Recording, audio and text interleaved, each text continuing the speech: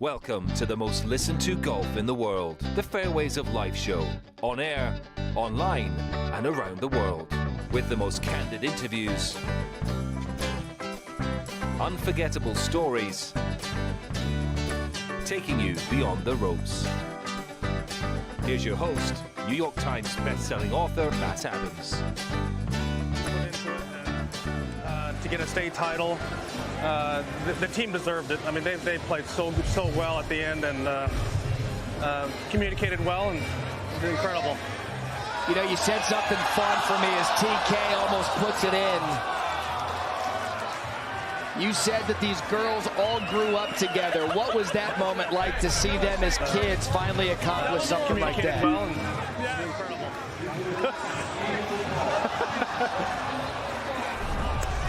Tom Kim almost at the moment. Did that really just happen?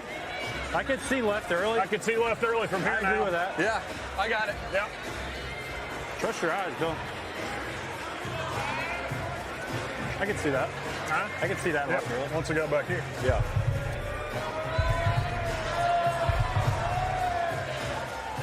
To win it. Nice, Billy. Thank you. Thank you very much, everyone. Nice one, Billy.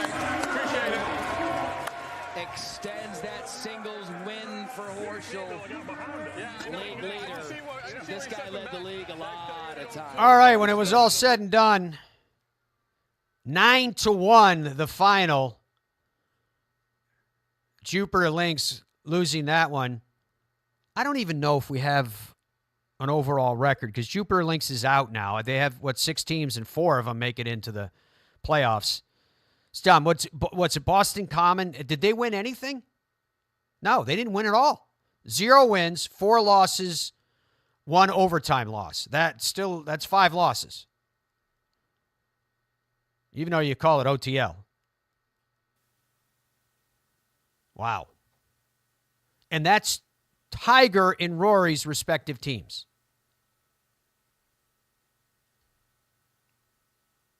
And so here we go. The playoffs beckon.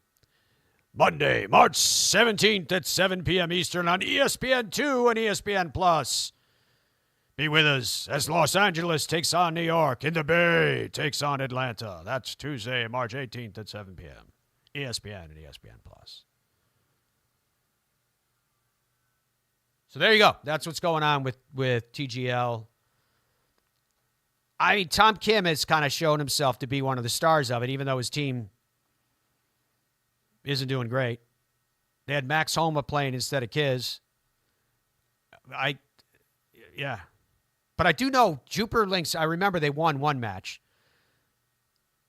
That's Celine Dion, who they were trying to recruit instead of Kiz. But her terms were too high. They couldn't come to terms. I saw Roger Clemens singing on the coverage last night with Marty Smith. Marty Smith was singing with Celine, too. Of the two, I think Roger Clemens sounded better. So, yeah. Anyway, I was watching it last night. I know there was other stuff on TV. Dom, you guys who were watching a hockey game, who won? Hurricanes won. Who'd they beat? The Carolina Hurricanes are our local team here in the North Carolina area. You don't have to explain that to people. They know who they are. Well, people don't know what. Yes, I mean, we got people watching globally, Matt. They might not know anything about hockey, especially in the States. I believe they do know. Okay. I turn this thing off. Okay. So what was the question? Sorry. What happened? Who were they playing? They were playing the Detroit Red Wings, and they won 2-1. It was a little bit of a mess at the end there, but they pulled it out. My wife's obsessed with the team. Good. That's good. That's awesome. Yeah, it is good. I had TGL on. I was watching that. Legendary Ron Jones. I had it on was in the hanging out. background. I was watching TGL on my phone a little bit, sort of. I'm like watching hockey, and then I've got it on my phone on mute, and I'm sort of looking down at it every now and again. You said you're watching. But it was TGL. weird. I don't think you were. Well, it was weird because, again, this is what happens. This is one of the drawbacks of live sports, Matt, right? If they want to have a season and they want to have playoffs, then you end up in a situation like this where Jupiter was out of the playoffs. So this particular match had no relevance. It didn't matter. There was nothing on the line. So it makes it it's kind of every sport has this issue where you're playing for nothing. Did you see the photo of Billy Horschel coming in? Yeah, he's in shape. He's in good shape. Do you have that, Andrew, somewhere in your bag of tricks? All right, this is Billy Horschel. This is him walking into TGL. I don't know how early they get there. They get there like 2 or 3 hours early. We got to ask our buddy who built this facility, why do the players come in for a 2-hour event or whatever and get changed there? Is that because they get so drenched in sweat from the grueling exercise that? No, Matt. They're trying to. Part of all of this whole league, this whole idea, the genesis of all of this. Yeah. They're trying What are you to telling me, the NBA? copycat. No, they're trying to copycat little territories of other sports and piggyback off of that. For the younger generation, especially NFL games, when a player is arriving at the facility, an athlete is arriving, what they're wearing, how they come to the facility matters. And it's they've got cameras, it's live. Here he is. Here's Tom Brady arriving at the facility with his mink coat or whatever it is. And that's a thing now. Offensive. So I think that they're trying to do something like that. Andrew, put that picture back up. One of the things I wanted to say is, and I don't know what your take is on this, Matt. My take is I don't know why you wouldn't just show up in the clothes you're going to hit the golf ball with. I understand that, but what I'm getting at is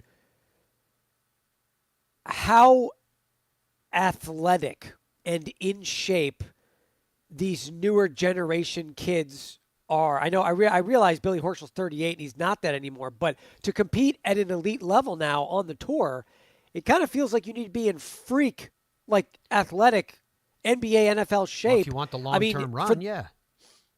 For those who don't know, he does Peloton, the cycling thing.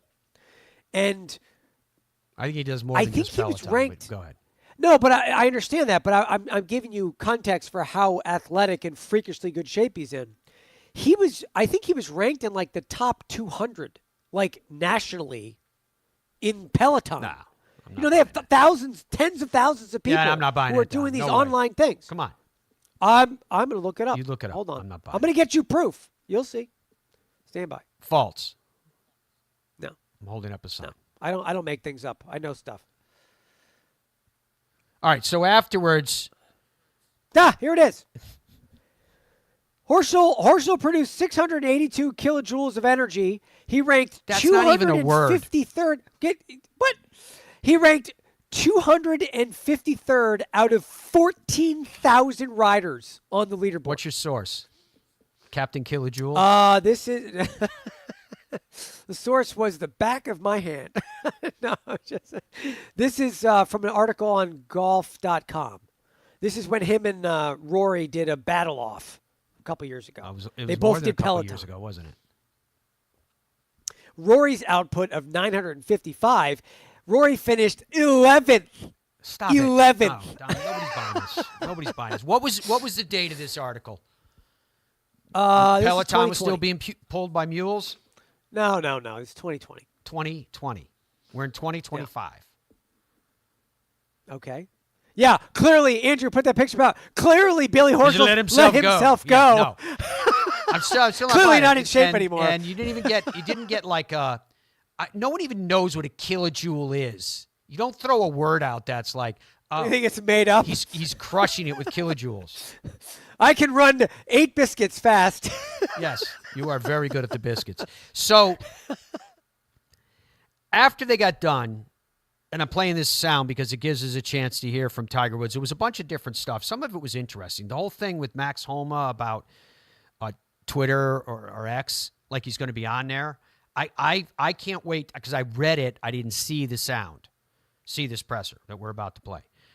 Because his words were like, yeah, I'm done. It was bad, blah, blah, blah. So I want to see if he was like being serious or what he was saying about that. Tiger, of course, was asked when he feels like he's ready to compete in the PGA Tour events again, right? So we'll find out about that.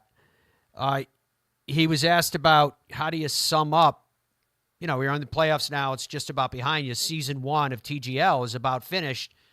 How do you sum it up? You know, you had objectives, you had things you guys wanted to accomplish. Did you? You know, talking about, you know, who the primary demographic is for TGL. Did you feel like you reached them, etc.? And then some fun stuff about, you know, you saw the highlight of Tom Kim and Tiger, and Tom Kim kind of went back and forth with Tiger being asked, hey, did you coach him on when he should celebrate a chip? How soon you celebrate it, because that one obviously didn't go in. Anyway, here they are, Jupiter, lamenting in their loss. I had a blast. Okay, so it was. Like I was saying out there, when we didn't hit a lot of great shots, but God, we had some fun, and I think we led the league in some mistakes, some odd things that happened this year, and I just got told by my son that we only won 10 holes. Gosh. Appreciate that, Charlie. Yeah, exactly. Kick him in while he's down. Right? Good stuff. Not really. I mean, I haven't. This is the third time I've touched the club since my mom passed, so I haven't really gotten into it. My heart's not really into practicing right now. I've had so many other things to do with the tour and trying to do other things, and so yeah. And once I start probably feeling a little bit better and start getting into it, I'll start looking at the schedule. We're going to see you back on X, those famous tweets of yours, with this little bit extra time you got on your hands. No, I think that I finally had a come to Jesus moment. That app is You weren't talking to me, dude. it's for the sick. I was sick. I'm just trying to get healthy now. No, I have not enjoyed that app. It's not very fun. It's fun to watch our like little highlights or lowlights. And that stuff's fun. The rest of it's probably not great, so I'm going to stick to TikTok. Well, the core group of girls that were on that team have been together since they were 6, and so they played travel and they played for Benjamin, and so to be able to end her high school career like that and to go on as a state champion is pretty cool. And then she's going to Stanford in the fall, so. Everything's like really, really trending and So close to Cal. I know. She did like the campus though. Thanks. A minor win. As the overall big picture of this, we're trying to grow the game into different demographics, and I think we have. This indoor simulation here I think has brought more youth to the game, and the fact that we're able to play on ESPN and during prime time, we don't get a chance to do that very often, and we had some like late matches. Once are at 9 to 11. So the fact that we're able to golf at those times, because we don't really have that with our daylight schedule, to be able to do that and grow the game and showcase it and showcase these guys. I mean, these guys have bought into the concept, bought into the clubs, the teams that they play for, and then you see how the teamwork on each team, right? How the players communicate. They're really enjoying it, and I hope everyone who's watching.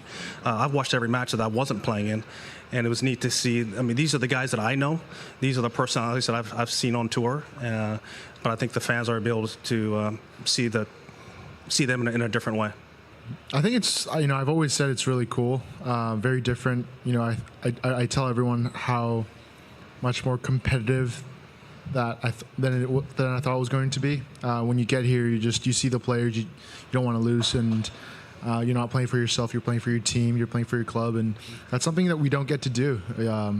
When we play normal golf, you just play for yourself and trying to win that trophy, and you don't get to win together, you get to win by yourself, so other than your team. But I think that camaraderie that we've built is something really cool, and I think the coolest part about this league is having teammates. Other than winning, and despite all that, I think being able to rely on a teammate is really, really cool. As I said, we were able to showcase the game in a different light, right? And everyone in today's day and age, their attention span's not very long, and so I think that what we were able to do with the shot clock and the time and the pace of play, I think that is great for the game, and it's great for the younger demographics, and I think that we have so many different opportunities going forward with how this all turned out, that the opportunities are endless, and that's what's really neat. We can grow this bigger and better, and so many different options. Tiger, do you have any pointers for Tom on the right time to celebrate Chip going in? Whoa. I get it, okay? I'll wait next time. Gosh. It's only be like that for the rest of your career. Literally, I will be too scared to walk anything in now. I'll remind you that in a year and a half at the President's Cup, you're running around the green. All right, there you go. That was Jupiter lamenting on their loss, but Tiger giving some insight into what their objectives were and how they feel they stacked up against those objectives. Meanwhile, Atlanta, in the wake of victory, tucked and enjoying the frivolity. Yeah, it's nice. Listen, we want to make sure we, I'm not going to say that. We would get Nick a win tonight on his first go-around, and Lucas hasn't got one either, so we wanted to pop their cherries a little bit. Said it anyway, didn't you? Yeah, I did say it anyways. It was coming out. And listen, Tiger, whatever you do against Tiger, you want to beat him. He's the best in the world, best ever, and he's competitive as hell. And whenever we get a chance to sort of get one on him, you got to take it, because he's got so much on us that we can't even compete with. So, yeah, it was nice to get a win and go into the playoffs with some momentum. Yeah, I had a lot of fun. Very grateful that they brought me along, and they had already locked up the playoffs, so it was pretty easy. I could just kind of go have some fun and throw some jabs and enjoy some really good company. Excited. If I get to play, I'll be excited. If I don't, I'll be excited and probably be here to support. Want to do well and want the team to do well first of all. It was a great experience. I had a ball. We all did. I think I can't speak for these guys, but I thought we had fun. We've got first rights too. Nick Dunlop, if any other team comes along. Is that Billy's calling dibs? Yeah, absolutely. I think this was a little bit of a trial run, and I thoroughly enjoyed it. I think it's different. It's new. It's extremely exciting. I love the energy in there. It's nothing like I thought it was going to be. And I really like the way that this is trending. Listen, Nick, he's 21 years old, and you look at where in the last 13 months, I mean, he was in college and then wins on the PGA Tour, and he wins again, and now he's here in TGL. I mean, his last 12, 13 months has been a whirlwind, and it's similar to what Luke Clayton's going to be experiencing over the next 12, 13 months. But this is fun and exciting. Listen, as I've said before, competing on the PGA Tour is what I've always dreamed of, and I love it, but it is stressful, it is cutthroat, and there's times that the enjoyment factor, you don't get the enjoyment factor out of the game of golf the way you always want. And a lot of it has to do with the pressure we put on ourselves, and it's sort of our own faults for it. So when you get to come in here, you get to understand that this is an entertainment value, but there's also a competitive aspect to it behind it. But you can enjoy it. This isn't, where I am financially, this doesn't matter, my financial situation. This is me coming in to enjoy something that's new and exciting, to try and show the world golf in a different way, in a different light. As I've said for many years now, I think golf can open up so many doors, it can help so many people, and I want everyone to experience why I think it's the greatest sport in the world. So anything that I can be a part of that can hopefully lend that opportunity, I'm willing to, be first in line to give it a shot. It's above all our pay grade. We don't. It's down to the governors, Jill Thomas, and the Atlanta Drive team, and they figure it out. And it's like they make the decision who gets a call, and that's how it's going to go. It's the way it's gone all year, and I think we're all fine with it. We're part of a team, and it's just like any other sport. Sometimes you get chosen, sometimes you don't. But we're here to support the entire team and do whatever we can to help the team win. And that's what's great about our team. Our mentality is nobody's ego. We can all put our egos to the side, and for the betterment of the team. Heard him mention Jill Thomas there, Dom, the governess. So, are there ratings out for the last few times that TGL has played? Are they continuing to do good numbers on ESPN? And I guess you have to compare that to, I don't know what the average numbers are right now for a tour broadcast. Like Thursday, Friday tour broadcast, cable. I think they're around 250,000, maybe 300,000 or 400,000. I'm not actually even sure anymore, Don, because I knew it had dipped, but then I'd heard it's come back the last few events. What's going on with what we're hearing from TGL? Are they getting the numbers they want? Yes, I think they're very excited, as they should be holistically, about the ratings. Obviously, when something's new and different, the first couple they had huge ratings. Yeah. Andrew's getting some stuff together that he'll put up on the screen that you can see to showcase where the ratings have been for each of the events. And also keep in mind, there you see it from at Tee Times Pub from Twitter there. You can see it's dipped a little bit, but keep in mind that the red dots are ESPN2 versus the blue dots being ESPN. Now, some of these numbers are just, at least in my opinion, just the realities of being on prime time. But more importantly, to a little bit of what Tiger mentioned during his press conference, this is a completely different audience. So when you look at any of these numbers, 400,000, 500,000, 600,000 people watching, the overlap between that group and the group who was watching Joe Highsmith win the Cognizant on Saturday and Sunday is, I think they're completely different. You're talking about the demographics of a regular tour event. It's going to be more of the demographics they've had forever are like 45 plus, high household income, blah, blah, blah. It might be even older than that, whatever. But what I'm looking at in terms of I'm not trying to interpret anything. I'm just looking at the chart that Andrew has up there from Tee Times Pub. Looks like the lowest rating they had on ESPN was around 400,000. And the lowest on ESPN. On ESPN proper, correct. 2 was just under 200,000.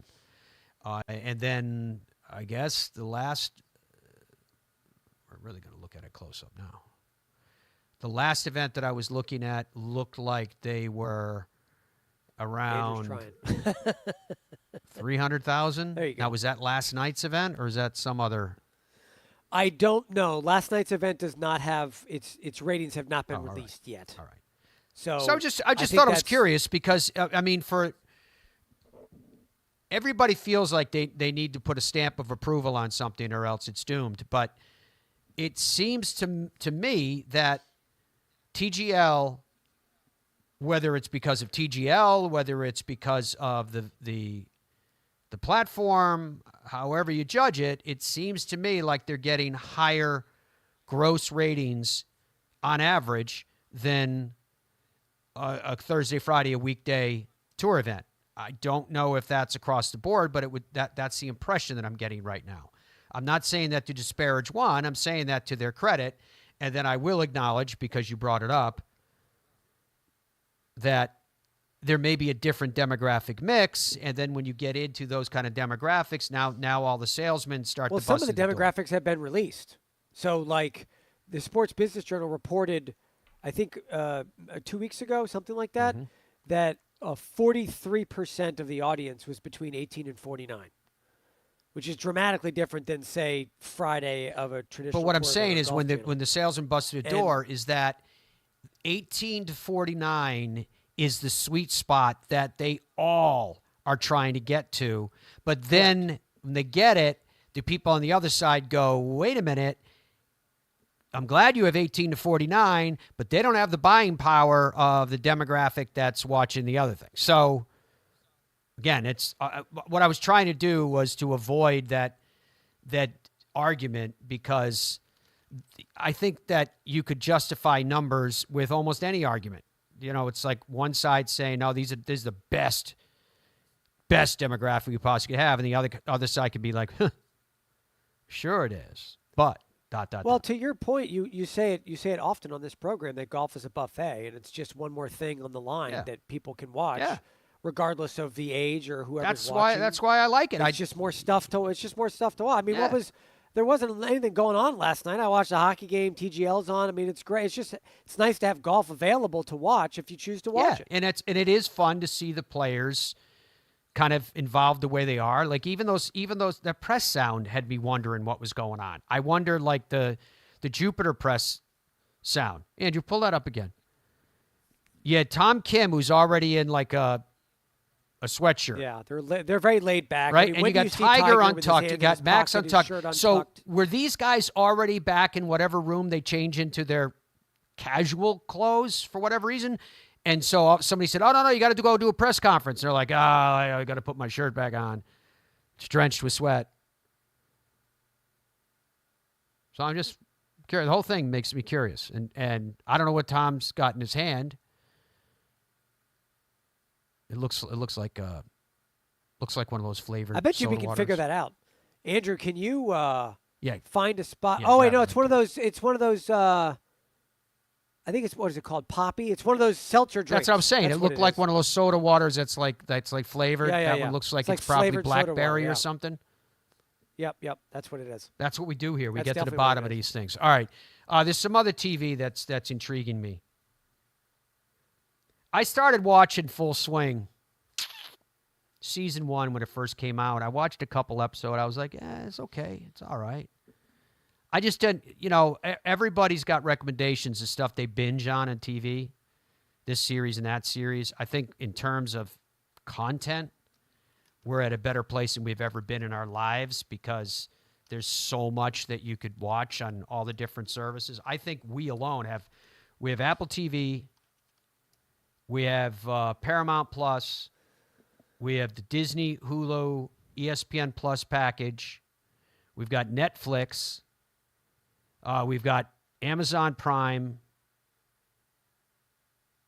I mean, how many is that? That's just us on top of whatever our regular cable is to catch all these different shows. And so it's crazy. Anyway, we'll talk about that when we come back. Stay with us.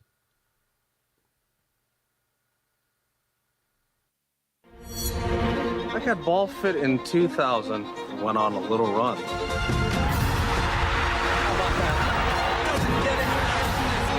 Then Bridgestone fit me again, and I went on another run.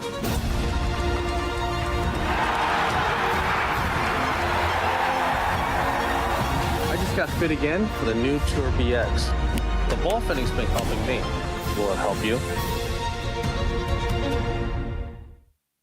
Every January, PGA Tour Superstore pros meet every manufacturer, learn about the latest equipment, log thousands of hours of training, and together hit over 100,000 balls.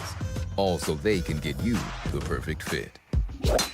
When you choose Newton shafts, you're choosing more than a product.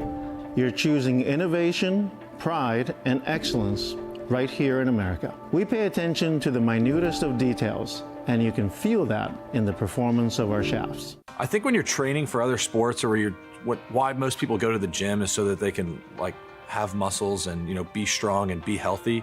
And a lot of the reason why they struggle to play golf is their body doesn't move properly for them to be able to hit a golf ball. And when you're training for golf, it's a little bit different because you're focused more on flexibility and mobility and being strong in motion. When you're able to kind of have a warm up and have a workout routine and kind of gradually build up to where you're training your body to move properly, you're going to get a lot of big dividends on the golf course. Our journey began with a simple yet powerful vision to provide the world with the highest quality Virginia-type peanuts. The Hubbard Peanut Company, where quality and tradition meet to create an unforgettable experience. Visit hubspeanuts.com to explore our full range of products and place your order today. Super easy to hit. Introducing the new PXG Black Ops irons, our first game improvement iron. It's a larger face heel to toe. It launches the ball high in the air and really far. Much higher levels of forgiveness. You set that club down, creates a lot of confidence. It's supported by this X-Core polymer material. And that's where you get improved ball speed. If you're looking for a distance, forgiveness, and feel, Black Ops iron is going to be for you. PXG, nobody makes golf clubs the way we do, period. Stride by Zero Friction, the first of its kind personal caddy. Walk in comfort and style with Stride's remote and follow me technology. The Stride handles almost any terrain, and its 54-hole range will last all day. The lightweight design and removable front wheels makes it simple to handle. Plus, it easily fits golf carts. Pick up your Stride today at a local PGA Tour Superstore near you or at zerofriction.com/Stride. Stride, your personal caddy.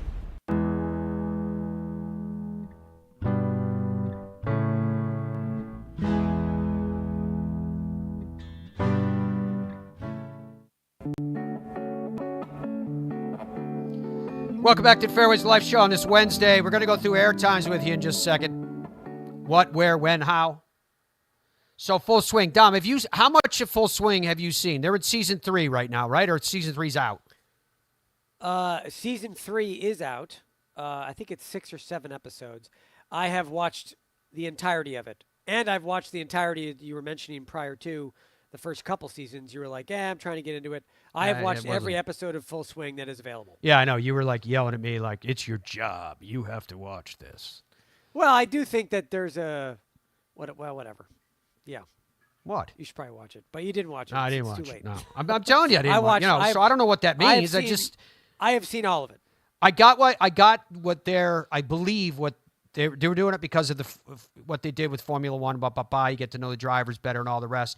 And if it worked, and you got people that kind of were on the periphery to go, well, now I'm engaged. Now I feel like I know the players better and all that, and I get that. Outside of that, when you have the interview bits, and then you have people coming on to give you perspective or background, and it's very basic, and some of it sounds like it's just scripted lines being said. I get it, because they're trying to educate, right? I don't know. Maybe it didn't really hit it for me. There was sometimes information was given out that wasn't even correct, but I don't know. So let me ask you this then.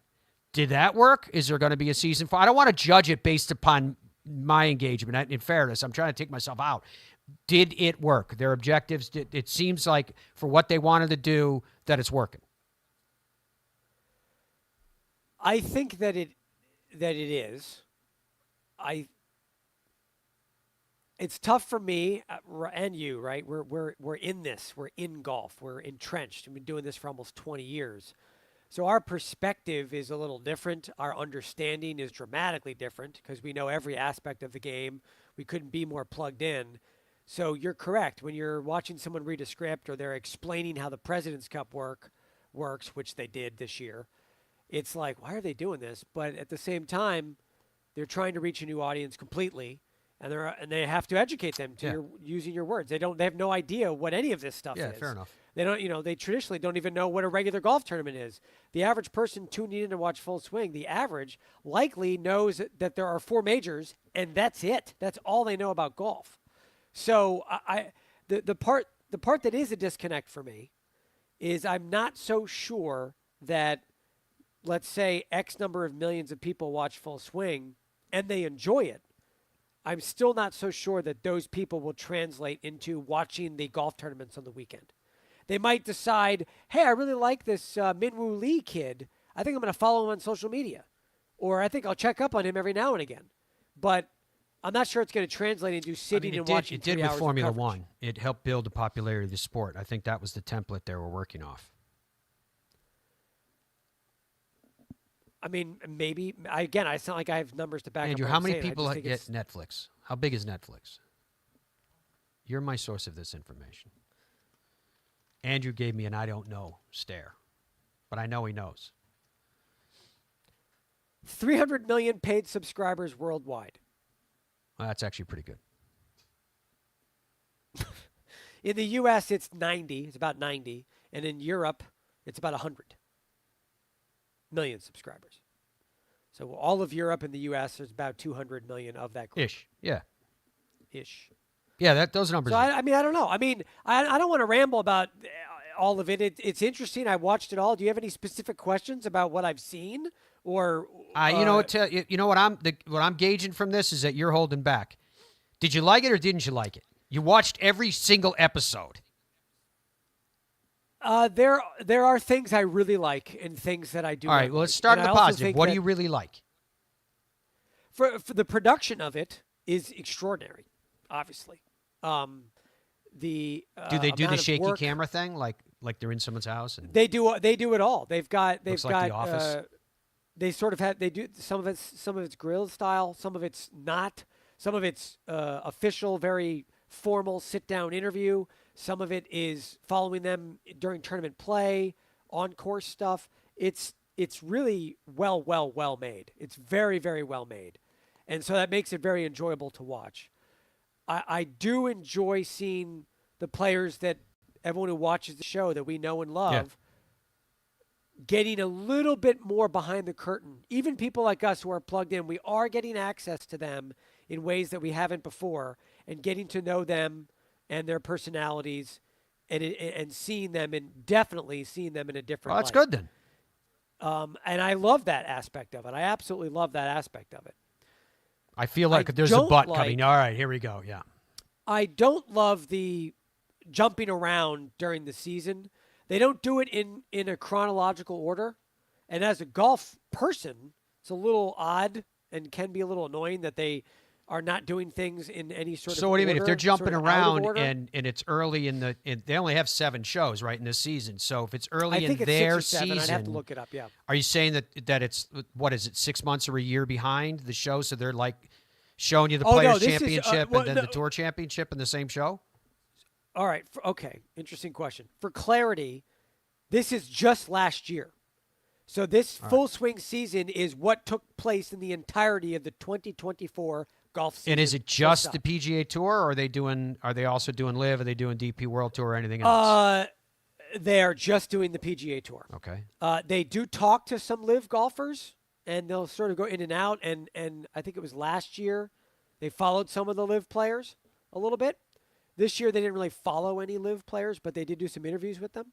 But it's just PGA Tour that they're following. But they did last season. They didn't do anything. They didn't do like a show on Bryson, is what I'm asking.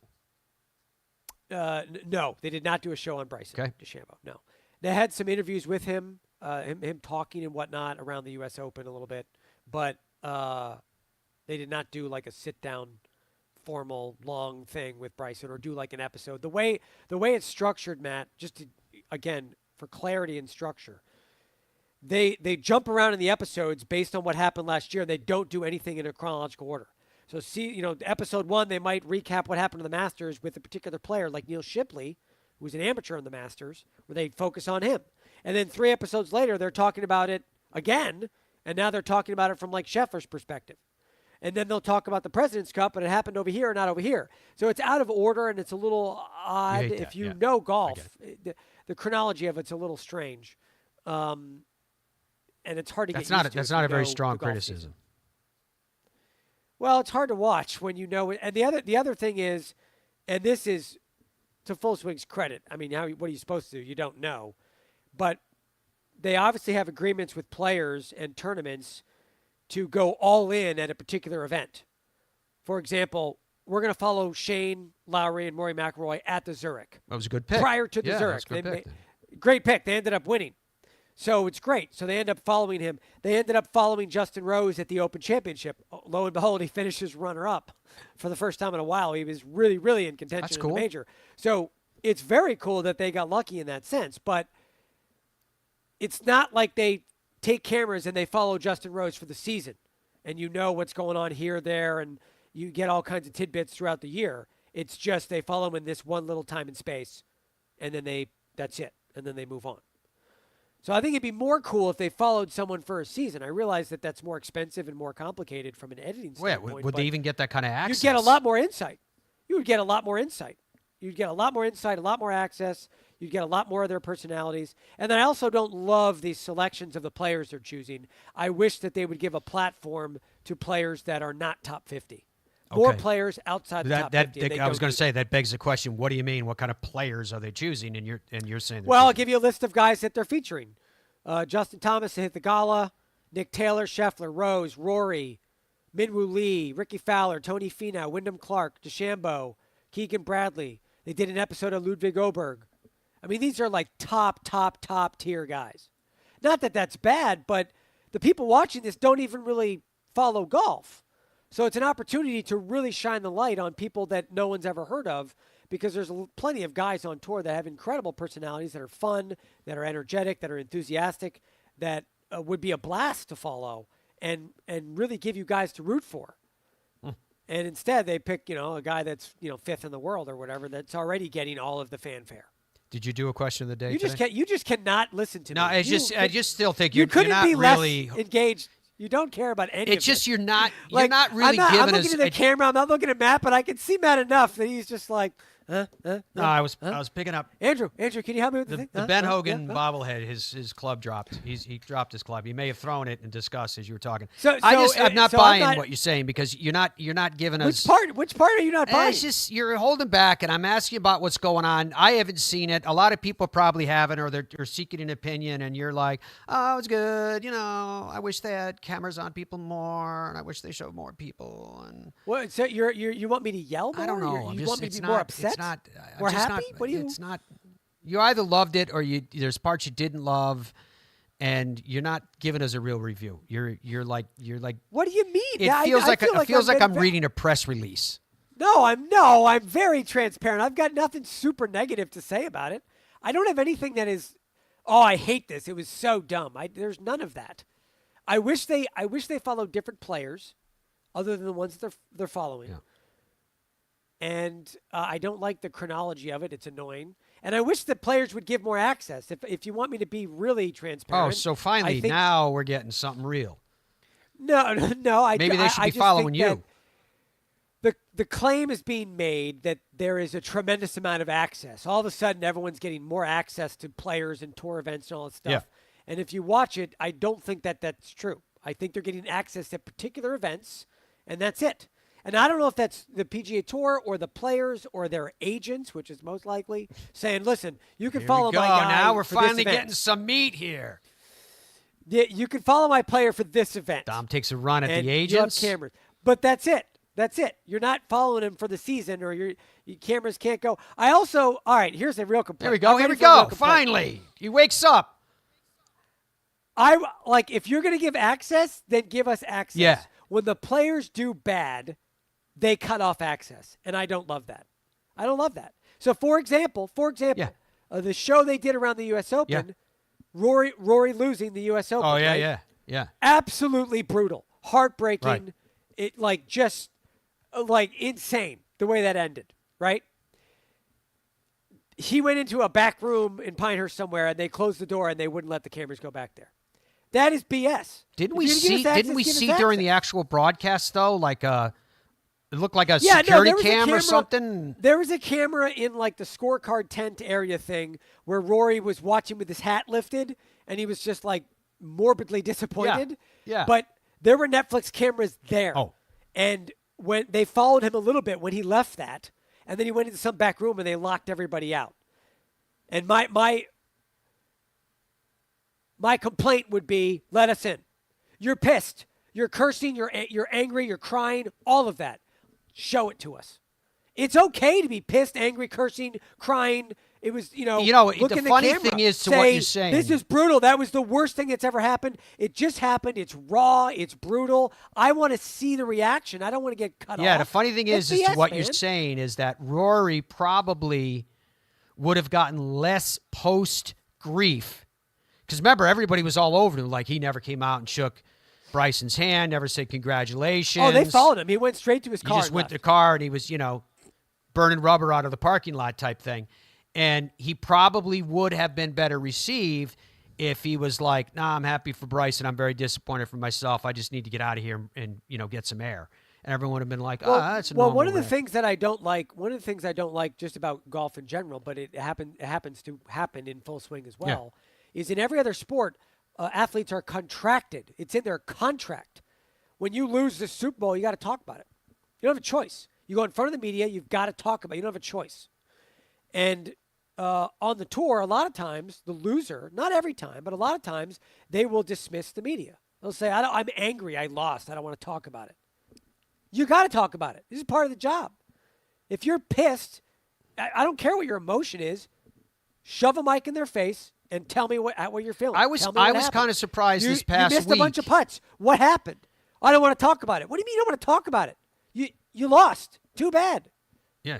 Tell me what happened. I was actually kind of surprised this past week when we were on the air on Monday and we got the sound that John cut up for us. John Burka cut up for us as our overnight guy that makes all those decisions. We didn't have any Jake Knapp. He didn't speak to the media. That's what I'm saying. He must not have spoke to the media, which I was surprised by. Yeah, they said again, it's not uncommon. We do this every week. It's not uncommon. I would say it's more common that the losers or someone that threw it away doesn't say a word. They don't want to talk to anybody, which I get, right? You're frustrated. You're angry. This is your job. You're pissed. You screwed up.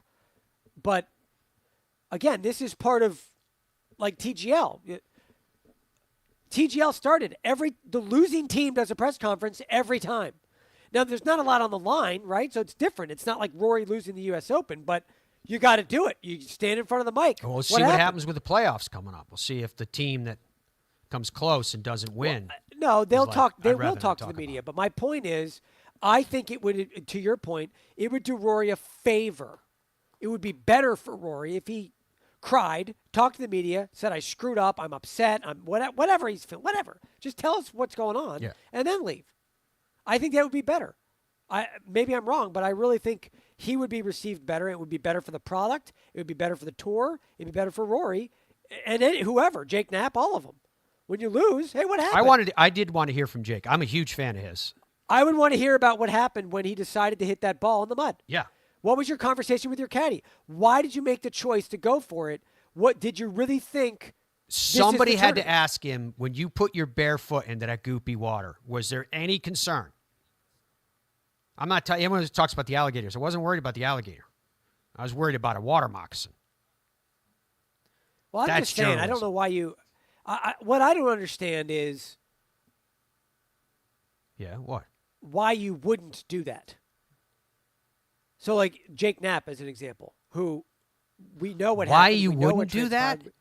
Because we are coming off 2 decades where touring professionals have been coddled and protected, and the only image that anyone wanted projected about these individuals were that they were the purest human beings in the world. And then major, major things happen to start to crack that image of perfection. The fact that you would get fined if you said disparaging things about others, and all of a sudden that dirty laundry was being hung out on the line for all to see. I mean, you mentioned it yourself. You said, I don't know who said no, or maybe it was the agents. You deal with agents every week. This is why I was saying you're holding back. You know damn well what happens with the agents. They're going to make a decision as to where, how, and when their player gets exposure or talks to somebody, predominantly based upon how it comes back in terms of money. Not paid necessarily for the interview, but what is the audience? Who does it reach? How does it reach? What are the demographics? How is this going to come back for us? That's the disconnect with, I think, with golf fans, is your words holding back. There is a layer here. That's a disconnect with you. That's why I was yelling at you, because you weren't coming clean with this stuff. Now I had to say. Well, no, I mean, the agents, Justin Thomas wrote an article saying we need to talk more to the press. And how's that going over? That is BS. It's a lie. I could give you a list of 10 players whose agents told me I'm not doing an interview on your show. Just since the stupid memo. Right. We are literally the largest golf talking news show in the world, and they're like, yeah, no. It's a bold-faced lie. I'm literally like, hey, let's get your guy or girl on the show. We're going to do a show live on Golf Channel. We're going to do this. And I literally have notes from agents saying no. Like straight no. Not we'll think about it. Not let's talk about it. Not let's find a week. No. We are passing on this opportunity. So it's literally a lie. It's just a lie. Because if they wanted to get involved, now part of that could just be the agents. In other words, if I contact X player directly, I'm much more likely to get the player to say, yeah, sure, I'll do whatever. But when you ask the agent says, no, my player's unavailable for all time. Now, for the record, since as long as I've been doing this, Matt, I have emails that say that and text messages from agents, literal, like I could read you the text, quotes, you will never speak to my player. They are not going to do your show ever. Now, ironically, we've been doing this so long and we have such great relationships and such a good show that a lot of those players have totally done the show. And I've gotten the players in other ways and just gone around the agents. Right. And you'll never talk to my player. It's like, oh, well, we'll see about that. 3 weeks later, the player's on the show. Yeah. Yeah. But it's just, it's frustrating the lack of transparency. And but we're also fair. We know how that game is played. That's why we ask players about their sponsors, so they can go back to their sponsors and go, hey, I talked to you about it. So it's a thank you for doing the show for us. I think that's a pretty clear quid pro quo. We almost always make that clear. That's why we do it, to say thank you for taking the time to join us. It's just irritating, Matt. You're getting me upset because it's I'm not trying to get you wrong. upset. I'm trying to get you It's to wrong say it the like way it they're doing is. business. Look at Michael Kim, who was on the show yesterday. Yeah. Any person who watched that show, anybody who watched Came Michael away Kim a on fan. Golf Channel yesterday came away going, man, I hope that guy I hope he freaking gets a wins the golf sunglasses deal too after doing that. They're going to watch him and say, I hope he people will follow him more on the golf course. He's going to get people yelling at him. There's going to be people watching on TV rooting for him. And that is a direct result of the interview on our program. So how long are these 100%. full swing episodes? Each individual one. How long are they? They're about an hour. They're about an hour each.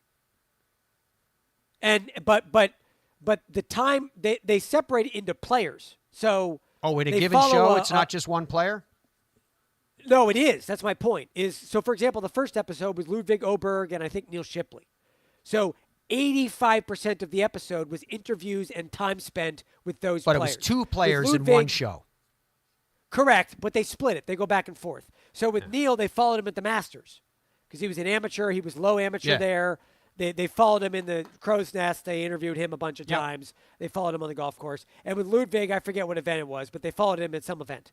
And Probably RSM Classic would be my guess, but I don't know. No. They don't know whether they're going to win or not. They pick an event. They don't know whether they're going to win. Follow them. What are you No, saying? they don't know when they're going to win. So they talked to Ludwig and they talked to Neil, and then the next episode, it's whatever. The next episode, it was Shane and Rory at the Zurich, et cetera, et cetera.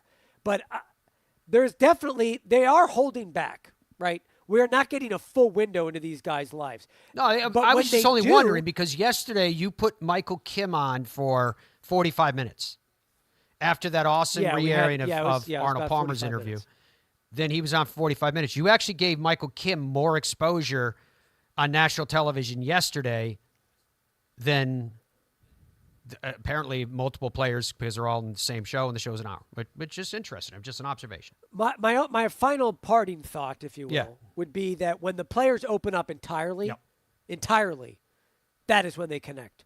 Joel Damon last season or the first season, whatever it was, he connected completely. And he even talked about it in press conferences, how his life changed because of Netflix. And he was the only one of that season that happened to because he was an open book start to finish. This year, it's Gary Woodland.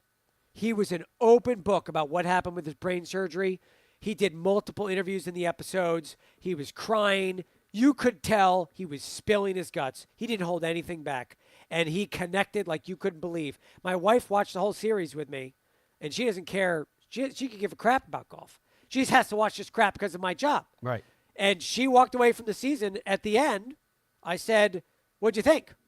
And the only thing she said was, I love Gary Woodland. I hope he wins a major this year. Because he connected in that way, the same way Joel did. Wow, that's it? That's all but she it's gave only you? because they're an open book. 7 episodes with at least 14 players, and all she gave you, I love Gary Woodland? Yeah, that's correct. That's what she said. I'm just telling you. So that was before we go, that's my question of the day is, have you watched any or all of the Full Swing's new season? Yeah. All right, what'd they say? 74% said no. I haven't watched any of it. So I guess they're all in the Matt Adams camp. No, because I did watch it. My camp is different. I gave it a Which one did you watch? Did you watch the first season? Yes. How many episodes? 1. What was that? I don't remember what happened. The one I saw was Justin Thomas and Jordan Spieth. Justin Thomas and Jordan Spieth. Okay. And I thought it was okay. I just, to your well, again, if they're trying to showcase the not lavish lifestyle, they're picking the wrong guys. None of those people are regular people. There's 180 guys on tour. Only 30 of them live like that. Yeah, the rest of them are. They have the cameras and the private jets, and they're talking about, turn over a card for $1,000 and all that. And I'm like, is this really the message that you guys are trying to send out? Yeah. Right? That's why Joel connected so well, by the way. Because he was none of those things. You know, he's in a regular house. He's talking about how I don't make any money. I don't fly regular whatever. Like we had Michael Kim on yesterday. He showed us. Remember that? I don't know if Andrew still has the graphic. He showed us how much money, $92,000 and change on travel. $92,000 of his own money spent on travel, and he literally put in the public. It's clear he has an Excel spreadsheet. None of it was first class or business class. There it is. $0 spent on private flights. That is him traveling on Southwest. He spent $90,000 on Southwest and American last year traveling to these events. Why doesn't Netflix follow that guy? Let's see the cameras, jam onto a Southwest flight, and they're trying to film Michael in the aisle seat, and the fat guy next to him is just like, can you move? You're in my arm space. That's the real tour. That's 80% of the tour. Follow that. That is television. Question is, who does the arm space belong to? The middle seat. Always the middle seat. Are you kidding me? The same question? I think you've got a claim. If you're in the middle, you get the arm things. And if you're in the window seat, you get to control whether the panel's open or closed. And if you're in the aisle seat, you get to stretch your leg. Or go up to the bathroom when you want to. But I think that there's something should be said for like first in. If you're there and you claim part of that arm or all that arm. Are you aisle or window? What are you? Depends on the flight. Not me. Usually when I'm going home, I like in the aisle for some reason, but a lot of times I sit in the window. Like I fly JetBlue. Only aisle. A lot. I'm always flying JetBlue. JetBlue, huh? Yeah, JetBlue. And I usually go window, like in the middle of a plane. You are not entertained. Like my full swing thoughts were they did not land with Matt. Some say you got more interesting at the end there, but anyway, let's go through some airtimes and find out what you guys think is interesting. We start with the PGA Tour Arnold Palmer Invitational. Tomorrow and Friday from 2 to 6 p.m. Eastern Time. Saturday and Sunday split between Golf Channel from 12:30 and NBC from 2:30. PGA Tour live, which you can find on ESPN Plus Thursday and Friday starting at 7:30 a.m. Eastern all the way up to dinner time Saturday and Sunday. Sleep in 8 a.m., have your coffee, and watch PGA Tour live. PGA Tour on the radio is PGA Tour Radio, which you can find on Sirius XM if you subscribe to the national satellite service, Thursday and Friday from noon to 6, Saturday and Sunday from 1 to 6. I'm wondering with this, now that you have PGA Tour Live, if PGA Tour Radio is going to look at that and go, on Thursday and Friday, why ignore half the field? Why not start your coverage at 8 o'clock in the morning or 7 or whatever time PGA Tour Live goes on? You should mirror it. If there's coverage that merits ESPN Plus, why isn't there coverage that merits live coverage on a Thursday or Friday earlier?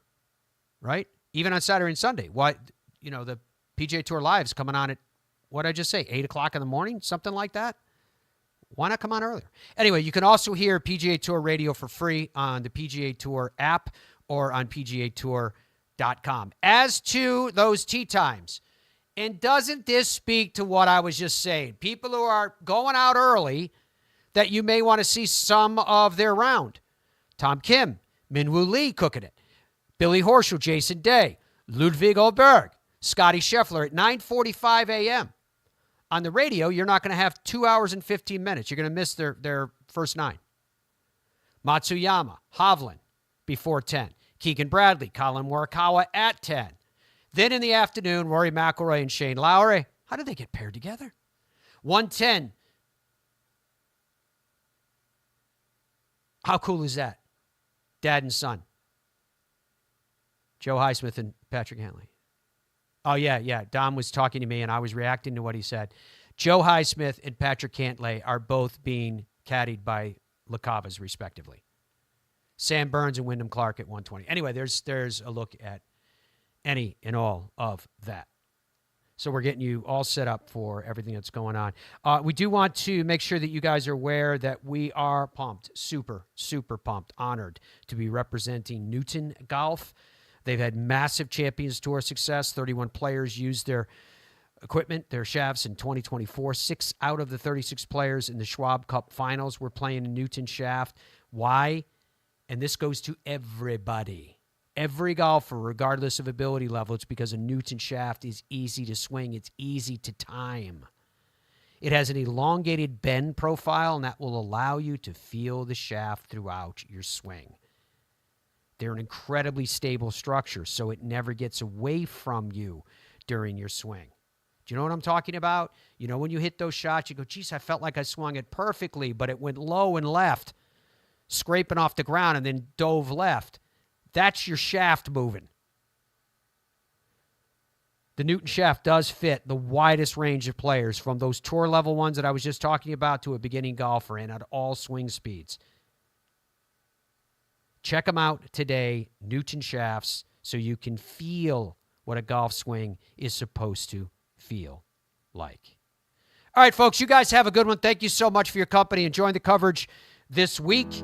We'll be back with you afterwards to wrap it all up. Until then, be well. Goodbye for now.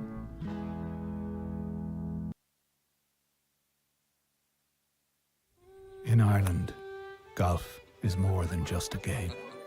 Come and experience our world-famous links courses and our world-famous Parkland courses, all set alongside world-famous scenery. And visit our world-famous historic sites.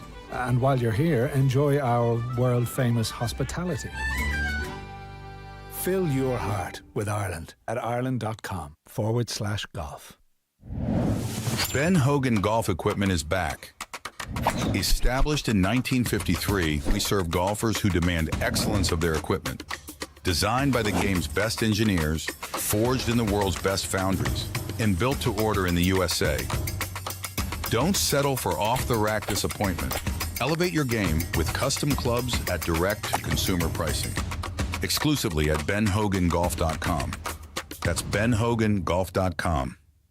The best feeling iron I've ever hit. Introducing the new Gen 7 irons, the greatest leap forward in irons technology, in performance, in PXG history. Our new quantum core material explodes off the face. Are you kidding me? The Gen 7 irons deliver groundbreaking new levels of forgiveness, speed, distance, and feel. That's what I'm talking about right there. Look at that trajectory. Just phenomenal. Gen 7. It doesn't get any better. PXG, nobody makes golf clubs the way we do, period. Baseball? Nah. Football? Done it. I think I'm going to go after PGA Tour. Playing on the PGA Tour is not easy. But you know what is easy? Getting the 524 series from Tour Edge. Getting linebackers and home runs used to be easy.